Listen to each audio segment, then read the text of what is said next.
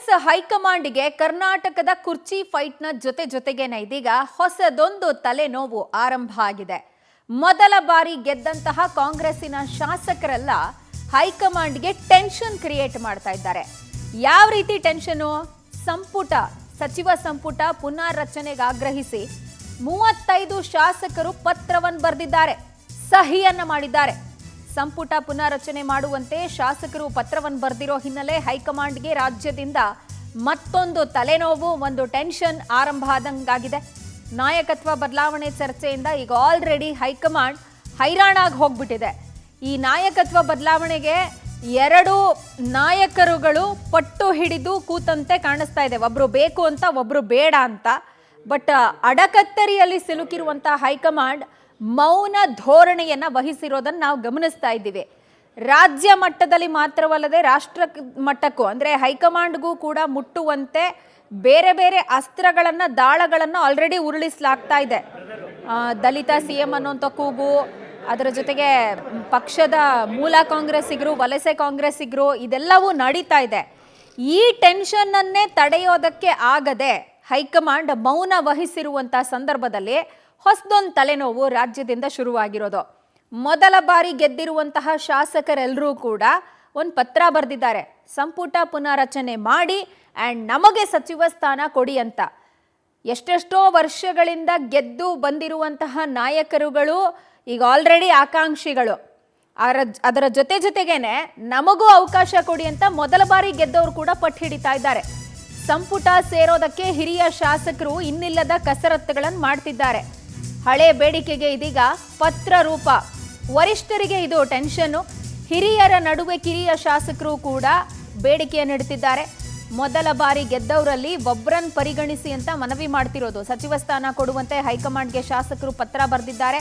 35 ಶಾಸಕರ ಟೀಮ್ನ ಬಗ್ಗೆ ಹೈಕಮಾಂಡ್ಗೆ ಮನವರಿಕೆ ಆಗ್ತಾ ಇದೆ. ನೇರವಾಗಿ ಸಂಪುಟ ಪುನರ್ರಚನೆ ಮಾಡಿ ಅಂತ ಹೇಳಿ ಬಲವಾಗಿ ಮನವಿ ಮಾಡಿದ್ದು ರಾಜ್ಯದ ವಿಚಾರದಲ್ಲಿ ವರಿಷ್ಠರಿಗೆ ತಲೆ ಬಿಸಿ ತಪ್ಪೋ ಹಂಗೆ ಕಾಣಿಸ್ತಾ ಇಲ್ಲ.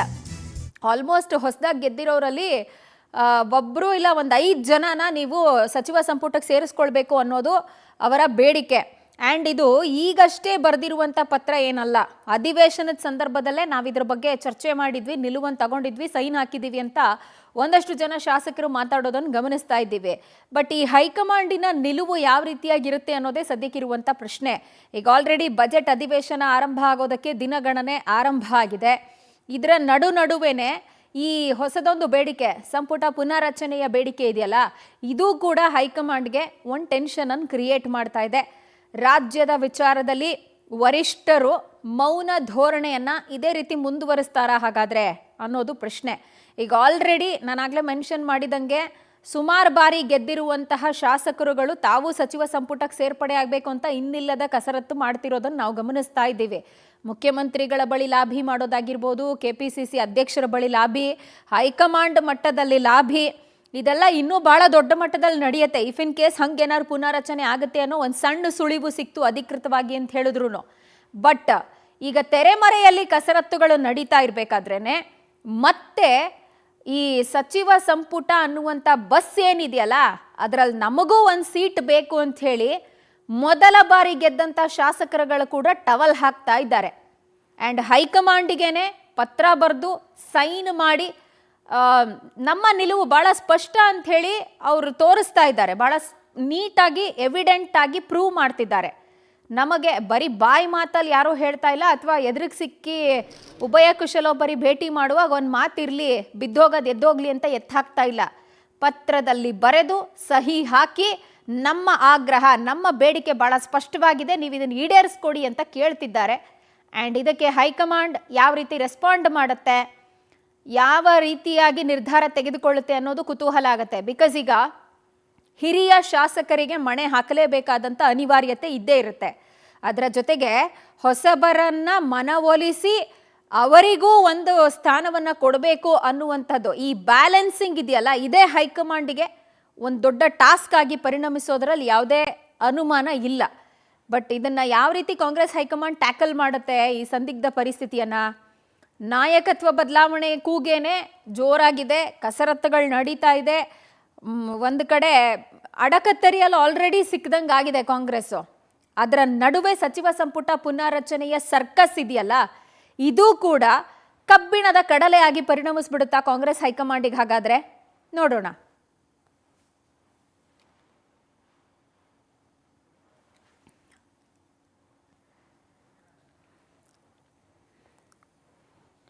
ಇಂಥದ್ದೊಂದು ಸಂದಿಗ್ಧ ಪರಿಸ್ಥಿತಿಯನ್ನು ಕಾಂಗ್ರೆಸ್ ಹೈಕಮಾಂಡ್ ಯಾವ ರೀತಿ ಮ್ಯಾನೇಜ್ ಮಾಡುತ್ತೆ ಅನ್ನೋದೇ ಸದ್ಯಕ್ಕಿರುವಂತಹ ಪ್ರಶ್ನೆ. AICC ಅಧ್ಯಕ್ಷರೆಲ್ಲರೂ ಕೂಡ, ಅಧ್ಯಕ್ಷರ ಆದಿಯಾಗಿ ಎಲ್ಲರೂ ಈ ವಿಚಾರದಲ್ಲಿ ಮೌನವನ್ನು ವಹಿಸಿದ್ದಾರೆ. ನಾವು ನೋಡ್ತಾ ಇದ್ದೀವಿ, ನಾಯಕತ್ವ ಬದಲಾವಣೆ ವಿಚಾರಕ್ಕೆ ಸಂಬಂಧಪಟ್ಟಂತೆ ಪ್ರಬಲ ಆಕಾಂಕ್ಷಿ ಆಗಿರುವಂತಹ DK ಶಿವಕುಮಾರ್ ಅವರು ದೆಹಲಿಗೆ ಎಷ್ಟೇ ಬಾರಿ ತೆರಳಿದ್ರೂ ಕೂಡ ರಾಹುಲ್ ಗಾಂಧಿ ಅವರನ್ನ, ಸೋನಿಯಾ ಗಾಂಧಿ ಅವರನ್ನ ಭೇಟಿಯಾಗೋದೇನೆ ದೊಡ್ಡ ಚಾಲೆಂಜ್ ಆಗಿ ಪರಿಣಮಿಸ್ತಾ ಇದೆ. ಆ್ಯಂಡ್ ನಾಯಕರುಗಳನ್ನು ಭೇಟಿ ಮಾಡಿ ಬಂದ ಮೇಲೆ ಈ ಬಾರಿ ಒಂದು ಸ್ವಲ್ಪ ಹುರುಪು ಬಂದಂತೆ ಕಾಣಿಸ್ತಿದ್ದಾರೆ DCM. ಬಟ್ ಸ್ಟಿಲ್ ಆ ಗೊಂದಲವೇ ಬಗೆಹರಿಯದಂತಹ ಸಂದರ್ಭದಲ್ಲಿ ಈಗ ಶಾಸಕರುಗಳು ತಮ್ಮದೊಂದು ಆಗ್ರಹವನ್ನು ಕೊಡ್ತಿದ್ದಾರೆ. ಹೊಸದಾಗಿ ಯಾರು ಶಾಸಕರಾಗಿದ್ದೀವಿ, ಮೊದಲ ಬಾರಿ ಗೆದ್ದಿರೋರಾದರೂ ಕೂಡ ನಮಗೂ ಒಂದು ಅವಕಾಶ ಕೊಡಿ ಅಂತ ಹೇಳಿ ಪತ್ರದ ಮುಖೇನ ಆಗ್ರಹಿಸ್ತಾ ಇದ್ದಾರೆ. ಮುಂದೆ ಅವರು ಇದನ್ನ ಬಿಗಿ ಪಟ್ಟಿನ ರೀತಿಯಲ್ಲಿ ತೆಗೆದುಕೊಂಡು ಹೋಗೋದ್ರಲ್ಲಿ ಯಾವುದೇ ಅನುಮಾನ ಇಲ್ಲ ಅನ್ನೋದು ಕೂಡ ಕಂಡು ಬರ್ತಾ ಇದೆ. ರೈಟ್, ಈ ಬಗ್ಗೆ ಹೆಚ್ಚಿನ ಡೀಟೇಲ್ಸ್ ಅನ್ನ ಕೊಡ್ತಾರೆ ನಮ್ಮ ಪೊಲಿಟಿಕಲ್ ಕರೆಸ್ಪಾಂಡೆಂಟ್ ಆನಂದ್, ನಮ್ಮೊಂದಿಗೆ ಲೈವ್ನಲ್ಲಿ ಜಾಯ್ನ್ ಆಗ್ತಾ ಇದ್ದಾರೆ. ಆನಂದ್, ಕಾಂಗ್ರೆಸ್ ಹೈಕಮಾಂಡ್ ನಾಯಕತ್ವ ಬದಲಾವಣೆ ವಿಚಾರದಲ್ಲೇನೆ ಮೌನ ಧೋರಣೆ ಅನುಸರಿಸ್ತಾ ಇದೆ. ಅದರ ನಡುವೆ ಶಾಸಕರುಗಳಿಂದ ಹೊಸ ಟೆನ್ಷನ್. ಸೊ ಈ ಎಲ್ಲ ಸಂದಿಗ್ಧ ಪರಿಸ್ಥಿತಿ ಹೈಕಮಾಂಡಿಗೆ ಹೆಂಗ್ ಟ್ಯಾಕಲ್ ಮಾಡ್ತಾರೆ ಇದನ್ನ ಅಂತ?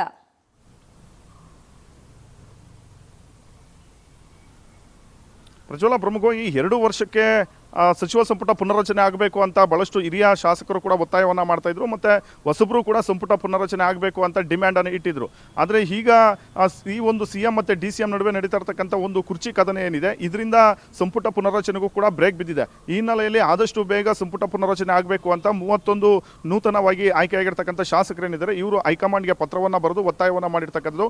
31 ಶಾಸಕರ ಪೈಕಿ 5 ಸಚಿವ ಸ್ಥಾನವನ್ನ ಕೊಡಬೇಕು ಅನ್ನೋ ಒಂದು ಡಿಮ್ಯಾಂಡ್ ಅನ್ನ ಇಟ್ಟಿರ್ತಕ್ಕಂಥದ್ದು. ಸದ್ಯ ಇದು ಒಂದು ರೀತಿ DK ಶಿವಕುಮಾರ್ ಅವರಿಗೆ ತಲೆನೋವು ತಂದಿದೆ ಅಂತ ಹೇಳ್ಬೋದು. ಯಾಕೆಂದ್ರೆ ಪದೇ ಪದೇ DK ಶಿವಕುಮಾರ್ ಅವರು ಸಂಪುಟ ಪುನರ್ರಚನೆ ಆಗಬಾರದು ಅಂತ ಅಡ್ಡಗಾಲ ಆಗ್ತಿದ್ದಾರೆ ಅನ್ನೋ ಒಂದು ವಿಚಾರನೂ ಕೂಡ ಬಹಳಷ್ಟು ಚರ್ಚೆಗೆ ಬರ್ತಾ ಇದೆ. ಯಾಕೆಂದ್ರೆ ಅಧಿಕಾರ ಹಸ್ತಾಂತರ ಆಗಬೇಕು, ತದನಂತರ ತಾವು CM ಆದ ನಂತರ ತಮ್ಮ ಒಂದು ನೇತೃತ್ವದಲ್ಲೇ ಸಚಿವ ಸಂಪುಟ ಪುನರ್ರಚನೆ ಆಗಬೇಕು ಅನ್ನೋ ಒಂದು ಡಿಮ್ಯಾಂಡ್ DK ಶಿವಕುಮಾರ್ ಅವರು ಇಟ್ಟಿರ್ತಕ್ಕಂಥದ್ದು. ಹಾಗಾಗಿಯೇ ಸೆಪ್ಟೆಂಬರ್ನಲ್ಲೇ ಆಗಬೇಕಾದಂಥ ಸಂಪುಟ ಪುನರ್ರಚನೆ ಇದುವರೆಗೂ ಕೂಡ ಆಗ್ತಾ ಇಲ್ಲ. ಈ ಹಿನ್ನೆಲೆಯಲ್ಲಿ ಎಲ್ಲ ಒಂದು ನೂತನವಾಗಿ ಆಯ್ಕೆಯಾಗಿರ್ತಕ್ಕಂಥ ಶಾಸಕರೇನಿದ್ದಾರೆ ಇವರು ಹೊಸದಾಗಿ ಈಗ ಸಂಪುಟ ಪುನರ್ರಚನೆಯನ್ನ ಮಾಡಬೇಕು ಅನ್ನೋ ಒಂದು ಡಿಮ್ಯಾಂಡ್ ಅನ್ನ ಇಟ್ಟಿರ್ತಕ್ಕಂಥದ್ದು. ಸದ್ಯ ಹೈಕಮಾಂಡ್ ನಾಯಕರು ಯಾವ ಒಂದು ನಿರ್ಧಾರವನ್ನ ತೆಗೆದುಕೊಳ್ತಾರೋ ಕಾದು ನೋಡಬೇಕಾಗುತ್ತೆ. ಯಾಕೆಂದ್ರೆ ಇಲ್ಲಿ CM ಸಿದ್ದರಾಮಯ್ಯನವರು ಬಜೆಟ್ ಮಂಡನೆ ಮಾಡೋದಕ್ಕೆ ತಯಾರಿಯನ್ನ ಮಾಡ್ಕೊಳ್ತಾ ಇದ್ದಾರೆ.